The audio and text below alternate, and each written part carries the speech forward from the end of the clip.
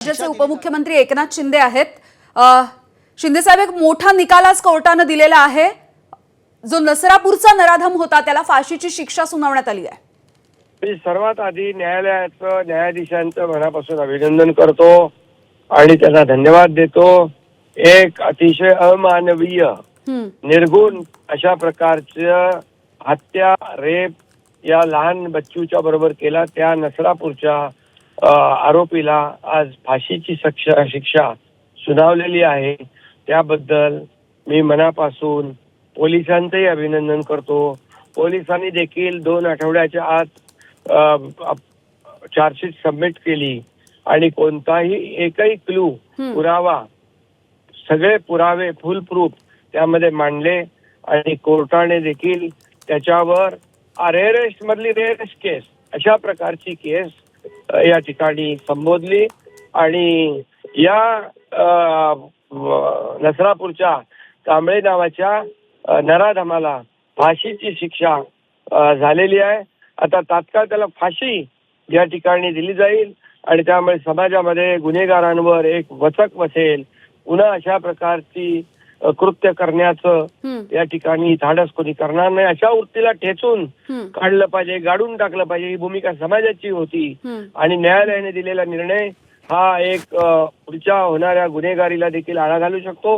या ठिकाणी मी राज्याचे गृहमंत्री आणि मुख्यमंत्री देवेंद्रजी यांचंही अभिनंदन करतो। तेही सातत्याने हे केस मॉनिटर करत होते।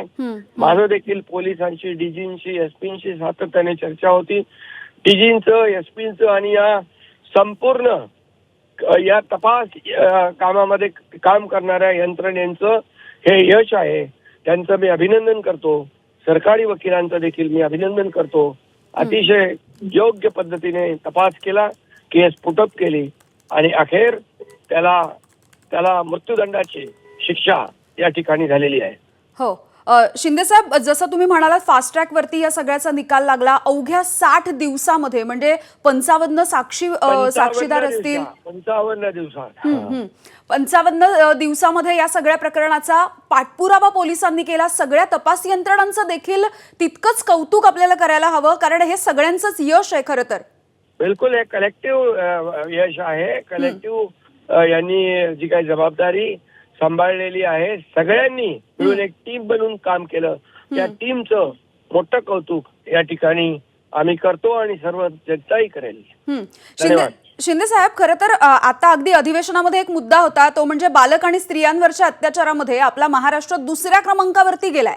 मात्र आता सारखे जर निकाल जर बघितले तर इथून पुढे गुन्हा करायला कोणी धजावणार नाही किंवा त्याला जरब बसू शकेल। बिलकुल, यासाठीच अशा प्रकारच्या फाशीची आवश्यकता होती। आता तात्काळ एक्झिक्युशन होईल, मोठा समाजामध्ये मेसेज जाईल आणि अशा प्रकारची वृत्ती ठेचून काढली जाईल, त्यांना गाडून टाकलं जाईल। पुन्हा अशा प्रकारच्या वृत्त्या डोक्यावर काढणार नाहीत आणि समाजाला हे एक मोठं समाजासाठी देखील आणि आपल्या मुलीबाळींसाठी देखील हा मोठा निर्णय आहे। अगदी। एक शेवटचा प्रश्न दुसऱ्या एका केसच्या संदर्भातला आहे, तो म्हणजे पुण्यामध्ये देखील अशाच पद्धतीची विचित्र घटना घडली होती। केतन अग्रवाल नावाच्या मुलाला लोहगडावरून ढकलून देण्यात आलं। त्या प्रकरणाचा तपास सध्या सुरू आहे, तर तो देखील फास्ट ट्रॅक वरती चालवला जाऊ शकतो। बिलकुल, अशा ज्या केसेस आहेत, ज्या केसेस अशा प्रकारच्या आहेत आणि इंटेन्शन ठेवून काही गोष्टींमध्ये हत्या झालेली आहे, रेप झालेली आहे, अशा गुन्हेगारांना वचक भरण्यासाठी अशा प्रकारच्या केसेस फास्ट ट्रॅक वर घेऊ आणि त्याचा निकाल लावू। धन्यवाद।